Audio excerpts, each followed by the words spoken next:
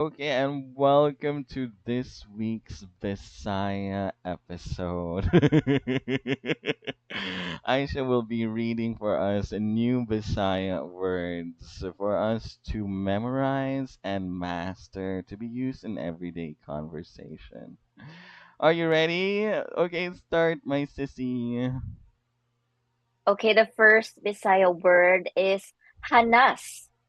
Hanas. Hanas siya mo arte. Or also used as, kung ikaw mas hanas nga magtutudlo, daghan makabenepisyo sa inyong klase. The word means adept, expert, or skilled. Hanas Kagahom. kaayo mo sayaw. Kagahom. Ako pa. Ang iyang.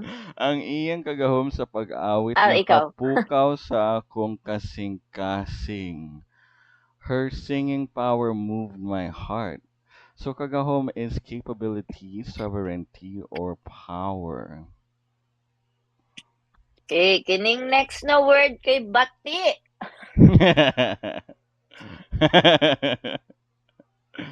Bati ang panahon karon or the weather is bad today.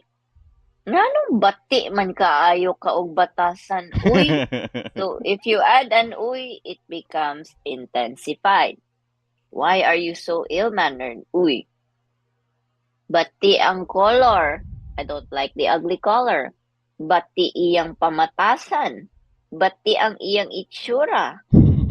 Bad, not good, ugly, or low quality. Okay, next is pamugos. Pamugos in Cebuanos Bisaya means to force or to compel.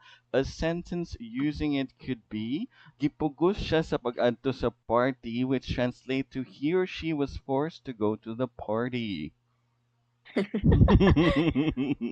Kubi-kubi, catch or monkey with. Kubi, Monkey. kubi. May impit yung dalawa. Kubi-kubi. Yes.